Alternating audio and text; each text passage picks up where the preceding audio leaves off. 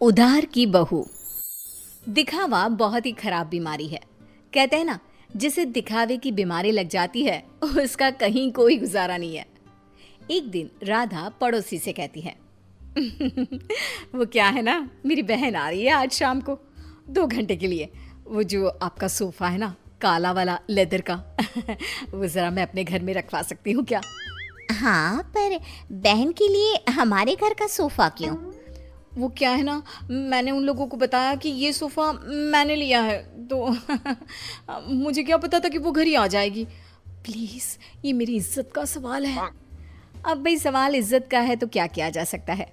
दे देती है पड़ोसन सोफ़ा राधा को, लेकिन सोफ़ा देते वक्त देखिए राधा जी, ये सोफ़ा मैं आपको सिर्फ 2 घंटे के लिए दे रही हूँ, लेकिन इसे गंदा ना होने दे।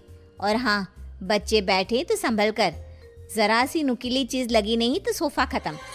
अरे कैसी बात कर रही हैं, कैसी बात कर रही हैं आप? दूसरों की चीज़ों को कैसे संभाला जाता है अच्छे से जानती हूँ मैं। हाँ। खैर, दिखावे के लिए ही सही सोफ़ा पहुँच जाता है राधा के घर और शाम को आ जाती है बहन। मासी मासी कैसी है आप? वाह, कितना प्यारा सोफ़ा है। वाह, ये तो बिल्कुल फिल्मों जैसा है। ये बोलकर बच्चे सोफे पर कूदने लगते हैं कि राधा, अरे नहीं नहीं नहीं, सोफे पर मत कूदो ना बेटा, ना ना ना। राधा की बहन समीरा बोल पड़ती है, वाह दीदी वाह, ये सही है। मेरा बेटा थोड़ी देर खेल भी नहीं सकता क्या? अरे नहीं नहीं, वो बात क्या है ना कि सोफा थोड़ा थोड़ा क्या राधा, कहाँ से आया ये सोफा? क्या बात है दीदी, जीजा जी को बताए बिना सोफ़ा खरीद लिया क्या? वो क्या है ना, मैं जा रही थी धनिया खरीदने, रास्ते में मुझे ये सोफा अच्छा लगा तो मैंने खरीद लिया। वाह दीदी, ये तो लाखों का लग रहा है। राधा तो अब अपनी तड़ी में आ जाती है। लाख? लाख क्या अमाउंट है मेरे लिए? अरे कई बार तो मैं चौक तक रिक्शा लेती हूँ और मन कर गया तो फ्लाइट से मनाली मसूरी घूम कर आ जाती हूँ। हाँ। देखो, देख रहे हो मेरी दीदी के पास कितना पैसा है? जीजा जी कितना पैसा कमाते हैं कि लेने निकलती है 10 रुपए का धनिया और ले आती है लाख रुपए का सोफा। तभी पीछे से कुछ फटने की आवाज आती है। माँ। अरे अरे अरे, क्या हो गया बच्चा? सभी देखते हैं कि बच्चा जमीन पर गिरा होता है और उसके हाथ में सोफे का कपड़ा होता है। बच्चे ने सोफा फाड़ दिया होता है, जिसे देखते ही राधा बौखला जाती है। अरे ये क्या कर दिया? राधा को तो न जाने क्या हो जाता है, वो जोर जोर से रोने लगती है। अरे क्या हो गया? फट गया तो दूसरा ले लेना, फिर कभी मिर्ची धनिया लेने निकले तब ले लेना। क्या समीरा, कैसी है तुम्हारी दीदी? इतनी छोटी सी चीज के लिए ऐसे रो रही है जैसे खुद खरीदा सोफा नहीं, पर हम लोगों को दिखाने के लिए पड़ोसी से मांग लाई हो वो सोफा पटा हो। समीरा, क्या सच्ची? हाँ, वैसे मुझे याद आ रहा है, पड़ोसी के घर थोड़ी देर पहले ही ये सोफा उतारा जा रहा था। वैसे दीदी ये कर सकती है, उनसे यही उम्मीद है। लेकिन दीदी, ये तो मैं थी, आपकी छोटी बहन, मुझसे दिखावा करने की क्या जरूरत थी? मुझे माफ कर दे, मैं आपसे किसी का सामान लेकर नहीं आऊंगी। अरे अगली बार की छोड़ो, इस बार का क्या करेंगे? ये सोफा कैसे? जीजा जी, मैंने फैशन डिजाइनिंग का कोर्स किया है, मैं सोफा अभी ठीक कर देती हूँ, पता भी नहीं चलेगा कि ये कभी फटा भी था। बस फिर क्या था, समीरा सोफा ठीक कर देती है। सोफा पड़ोसन के घर चला जाता है, उसे कुछ पता नहीं चलता और राधा कान पकड़ती है कि वो अब से किसी का कुछ भी उधार नहीं लेगी। लेकिन फिर एक दिन राधा की सहेली, यार राधा, कितना वक्त हो गया, हम लोगों ने बात भी नहीं की, कैसी है तू? मैं तो मस्त हूँ, तू बता क्या चल रहा है, कहाँ घूम रही है? अरे कुछ नहीं, बहुत समय हो गया था तो सोचा तुझसे मिलने आओ, तो खाना बना लेना, मैं और मेरी ननद आएंगे खाने पर। और हाँ, मेरी ननद ना बहुत बड़े घर की है, तो थोड़ा स्टेटस देख लेना। हाँ। अरे कैसी बात कर दी, वो तो तू ना भी बोलती ना तो मेरा स्टेटस खुद बोलता। वैसे भी यार, मैं बहुत रईस हूँ। हाँ, तूने मेरे सोशल मीडिया नहीं देखे क्या?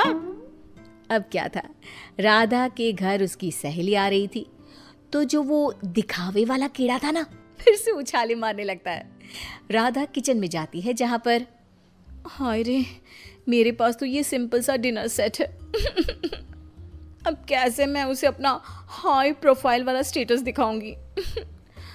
एक काम करती हूँ, वो जो नई पड़ोसन आई है उसके घर से ले आती हूँ, कम से कम इज्जत तो बनी रहेगी।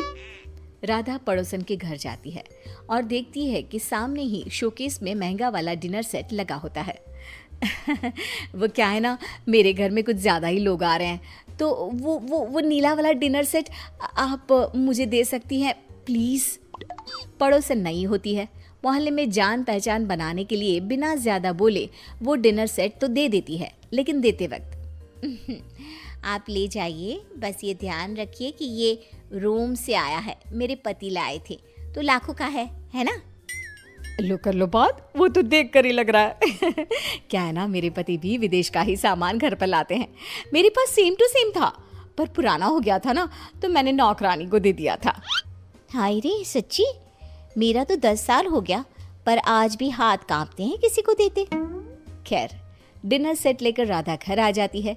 मेहमानों के सामने प्लेट रखती है तो सहेली की ननद बोल पड़ती है, अरे ये डिनर सेट तो बहुत ही खास लग रहा है, कहाँ से लिया? रोम। रोम से लिया है, लाखों का है। यार सच्ची मानना पड़ेगा, तूने तो बड़ा स्टेटस मेंटेन रखा है, क्यों?